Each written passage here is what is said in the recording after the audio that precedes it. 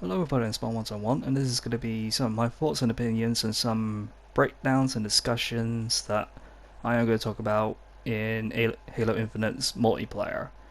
So, it really was actually pretty good.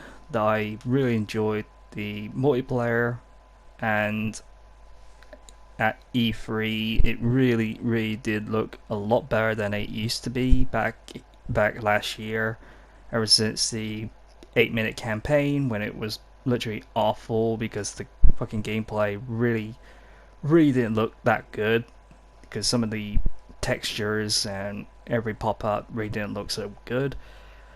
But now it really did go on a lot better. So I'm not going to talk about the campaign. I'm probably going to make it into another video because this video might be long as fuck or something like that.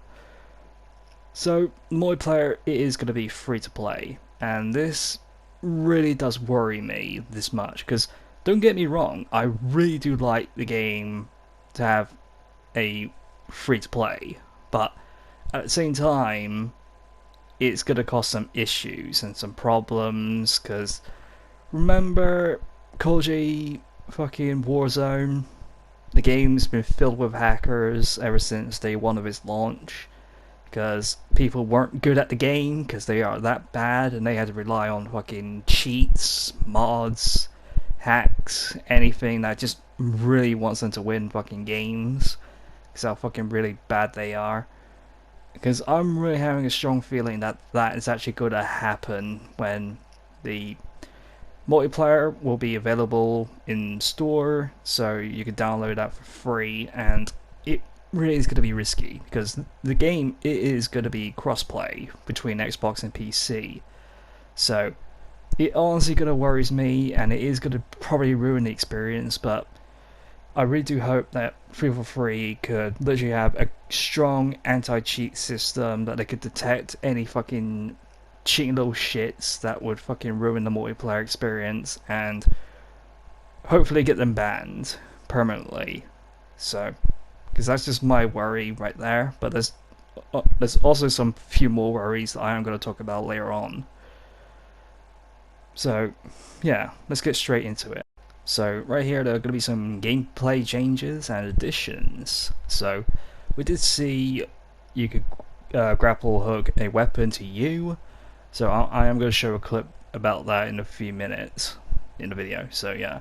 Also, you could choose to pick up at the camo and overshield, and if you die and you haven't used it, someone else could pick it up. So basically, it's equipment, and you have to use it if you need to. So it's not like the classic days that you run into it and literally automatically having it already used. So it is going to be in inventory, just like equipments, and you have plenty of time to actually use it. But as you die, you are going to lose that, and if someone else going to pick it up, then they could use it immediately, or they could just save it up for any occasion. So Warthog damage allows for wheels to blow off, and vehicle handling will change depending on damage. So this is a very awesome mechanic. So if you have your tire got shot, you might have to richly be precise with your vehicle controls. So you got to make sure that your tires don't get shot or blown to bits. Also, doomsday mechanics. So when a vehicle catches fire, it decreases the amount of health of it, and it will blow up. So it's kind of does remind me a bit of Halo 5's or a little bit of Halo 4's, because once the vehicle's on fire, then it is in the countdown that it is going to blow up. Because unlike the classic vehicles, they don't blow up when even though they're on fire. So this is actually a good mechanic that has already existed, but at least they're addressing it and making it like show you the health amount of the vehicle and where it's going to blow up. Also, the Razorback vehicle, which is the brand new Warthog variant, that you could store weapons, power-ups, fusion coils, and ejectives. And I believe it's a 4-seater vehicle, and it really does look pretty decent. So I am going to talk about that as well. Vehicles can be delivered by pelicans in big team battles with audio heads up that the vehicles are inbound. And also Halo 2 style weapon pods fall from the sky and resupply. So ordnance drops have returned, just like Halo 4's, but not precisely Halo 4's. But the weapons drops will deploy any specific location where the weapon actually is going to spawn. So that's pretty cool. And also the Pelican really does look pretty good. So let's go and take a look at the Razorback first and see what it looks like and see what it can actually do and how many players can actually fit in. So here's what it is, the Razorback.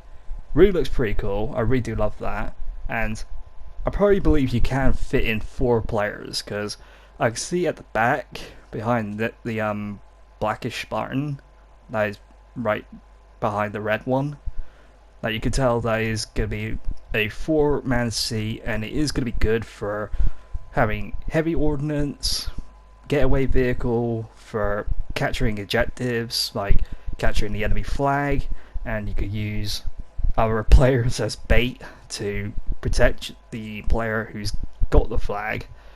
But yeah, also at the back of it you can store power weapons like the gravity hammer, the sniper, the rocket launcher, the turrets as well, like the detachable turrets like the chain gun, plasma cannon, all of that stuff. And this is really good for making good deliveries and giving that kind of power, because if you want to like have your teammate as a sniper and you have this vehicle and you put your sniper on the back, go up to the mountain and literally let him be there, then haul ass down there so he provides covering fire.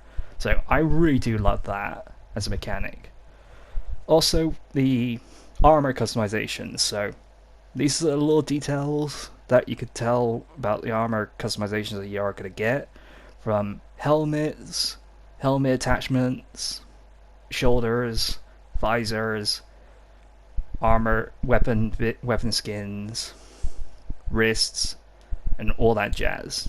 So it's not really that expansive, but it really is decent, and it is better than Halo 5 Guardians, where you only could do is just customize the helmet, customize the visor, and forcefully wear the entire suit and not mix and matching what armor that you want to put on.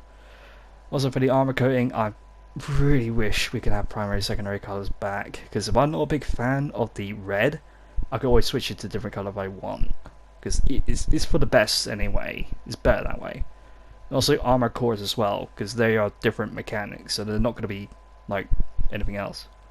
Also prosthetics, so Halo Reach, we had prosthetic arm and it was only for the right arm, but now you could really become more like a cyborg.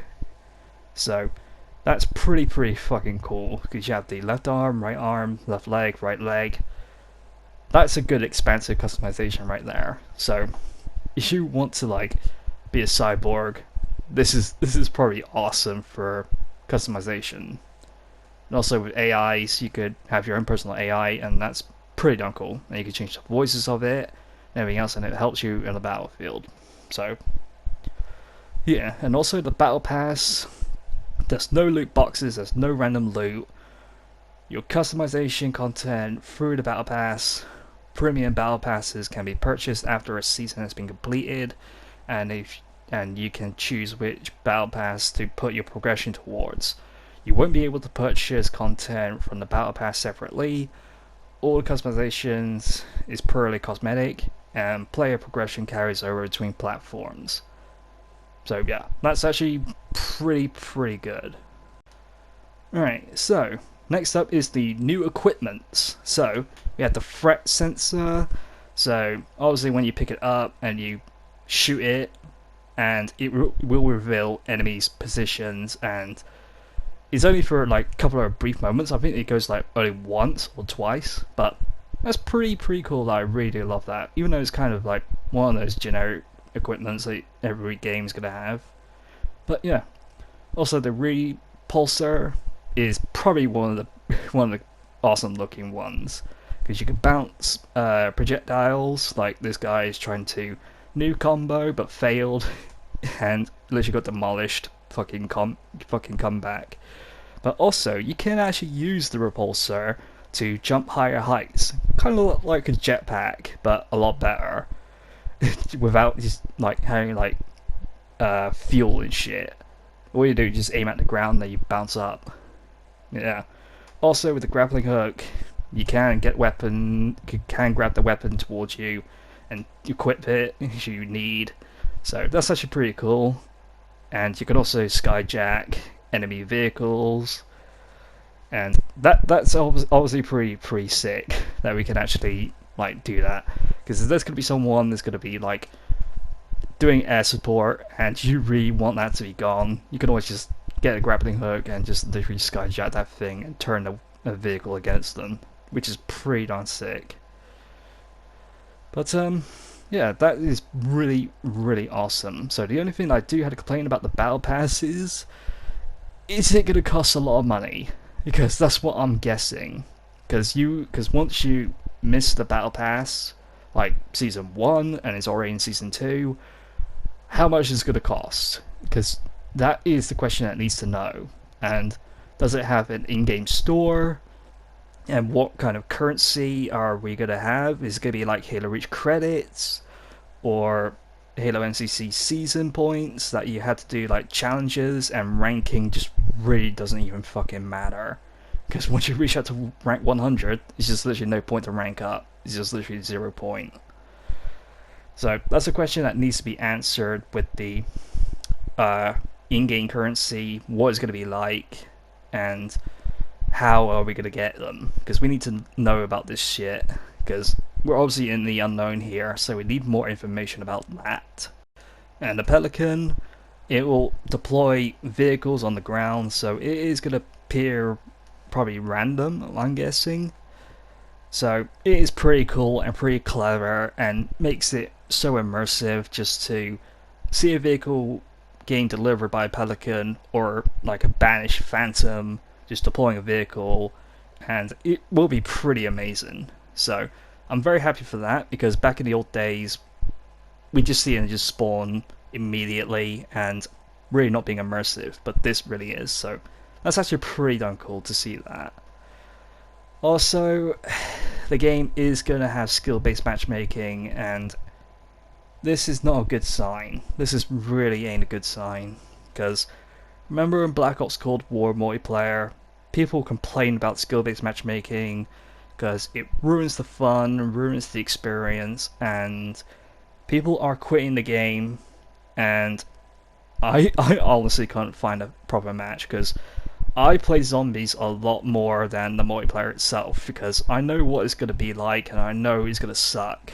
So my advice is to for free is just to literally get rid of the skill-based matchmaking. It's not worth all that trouble, not worth all that bullshit that fucking Cold War had to suffer. So take it from 𝑘𝑜 Black Ops Cold War, it really shouldn't have skill-based matchmaking. So yeah, it's just honestly kind of stupid and kind of a bit ridiculous that skill-based matchmaking is just literally popping into good franchises and literally turning them all into a pile of shit. So yeah.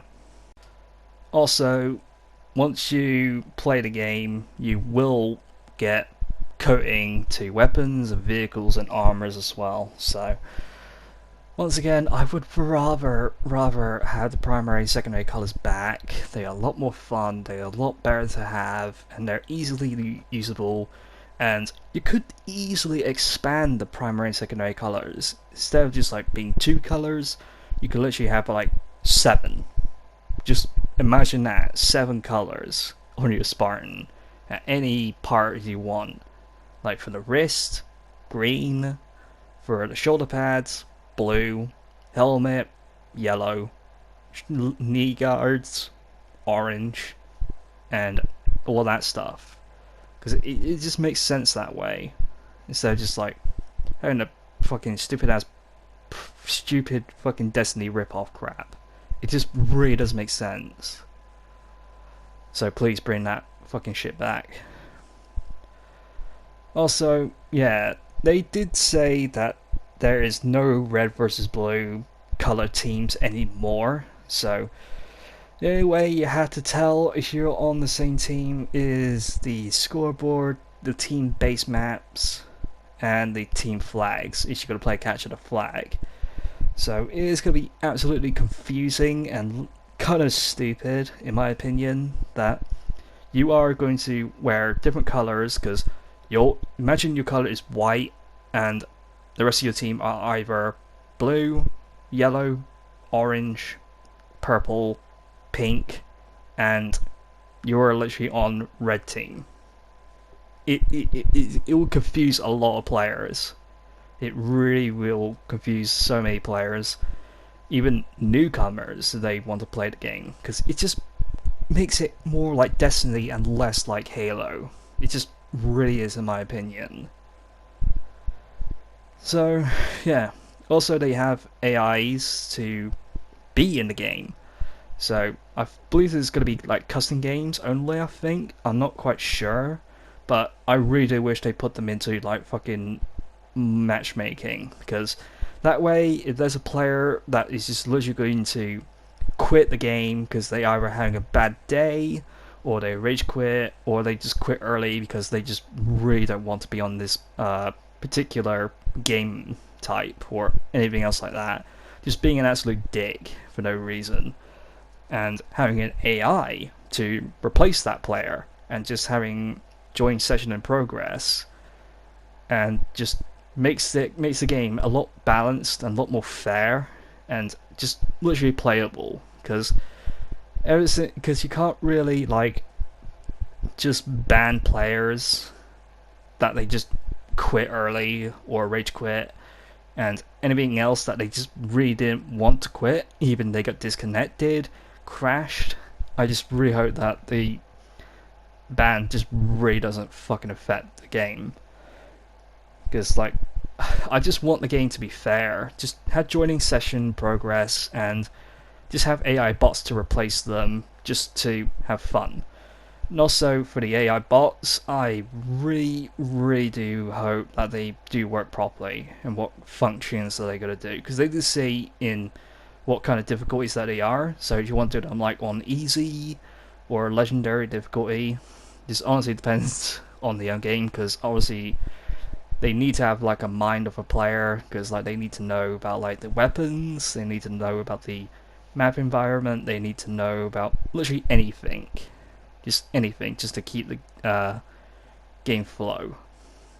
Also with the academy, which is a tutorial, and it really should be like a forced kind of mechanic. So if players are going to play the multiplayer, then they need to learn how to play the game and learn the new mechanics, and force them to do the tutorial first, and once they get used to the tutorial, get used to the new mechanics, then they can hop onto online multiplayer and have fun.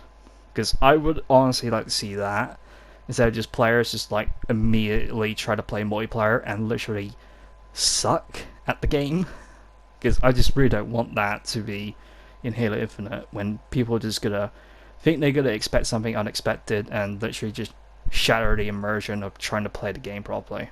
Because I would play a tutorial first before getting to the battle and practice, because that's what the academy is for, just for practice, learn something new, and literally get better at the game as you can, and literally just go into the game, go into online multiplayer and have fun, if you can, with the skill-based matchmaking that are going to ruin the game. So yeah, I think that's my opinion and some of my thoughts and things that honestly needs to change, because skill-based matchmaking, it needs to go. It can't be in Halo Infinite. It needs to not have that shit. And a few other things. The free-to-play is going to be a risk, because there are going to be fucking ungrateful players that are going to mod the game, they're gonna make it unfucking fun, they're gonna make it so stupid that they're just gonna mod the game. It's gonna ruin everything. So yeah, I'm probably gonna talk about the campaign probably next week. It just honestly depends on that. But the E3 little game footage, and also the other video that 343 did made about some of the information, I think they are pretty good. But still, there are some things that really do need to be improved. There are some things that needs to be changed, and it's for the best, for making the game a lot better.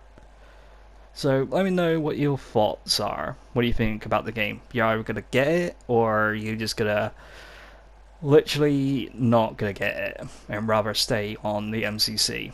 So let me know in the comments below. And as always, I'll see you guys in the next video. Take care everyone. Bye bye.